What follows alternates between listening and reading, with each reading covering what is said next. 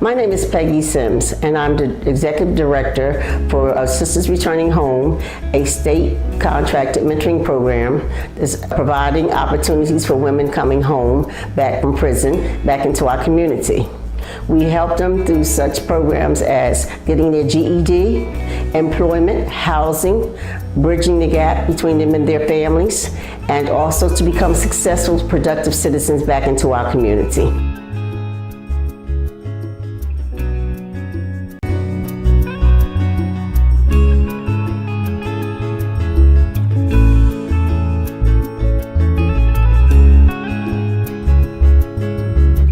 It started in November of 2009 when I first met the Secretary, John Wetzel, and he came to me asking me to provide a program in the community that can help women returning home. Women are going to prison at a faster rate than they used to because of the opioid crisis. So we've invented this program to help them establish themselves successfully back into the community.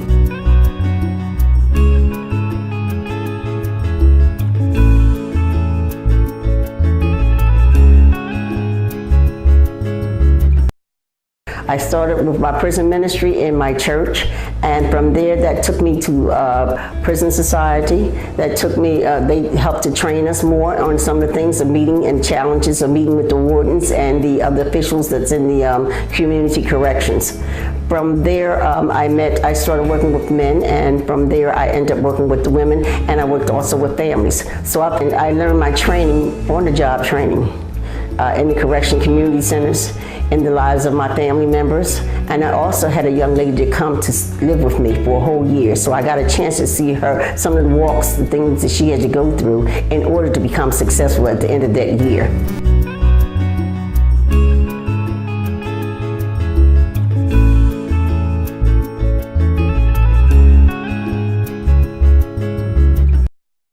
Well, while men have very little issues, women seem to have layers and layers of issues. If you start to peel an onion, you will see they have so many different layers to it. Well, so do our women. They have children problems. They're unable to connect back with their children. They have family support or no support at all. They have little education where they cannot get their education together to go out to provide for their families. They have lack of self-esteem. They have so many different issues, and that's before they can begin with their barriers, not to begin to talk about their mental health challenges that they even have.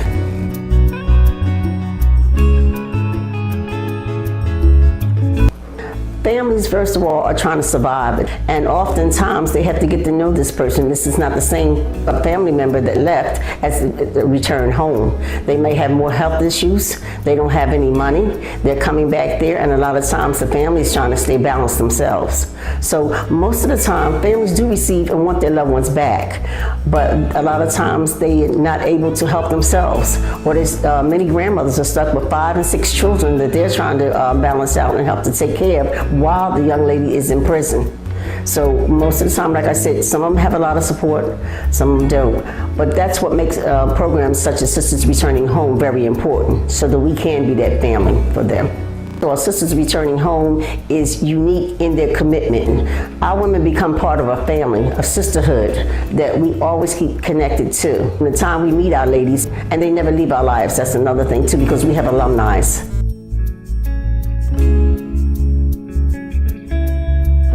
One of my most difficult cases is an elderly woman that was going blind. She came and she was in a halfway house, and we had to help her with so many barriers because she had so many health issues, and we was up against the time machine trying to get her out of there before her sight was being lost.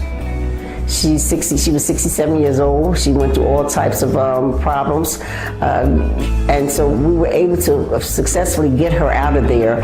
And now she's home. She's enjoying her apartment, and she's with her family.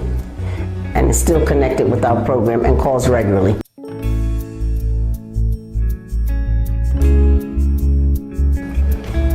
The major effect it it has on them is because it makes them successful.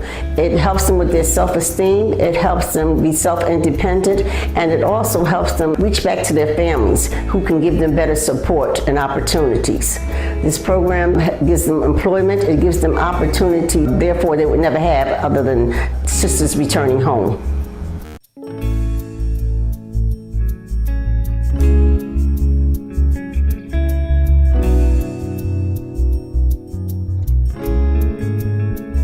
We're almost on call 24 hours a day.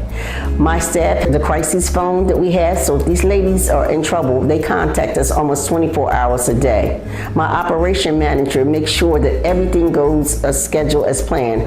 All goals are attained, making sure that everyone gets employment, making sure that everyone's educated and they're trained properly.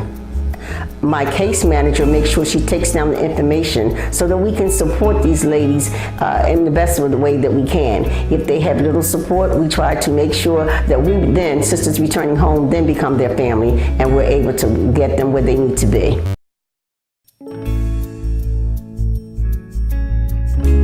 We could not do this well without our partners to begin with.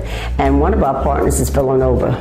Villanova sends their college students down to help the women with their education, housing, any research possible that women may need.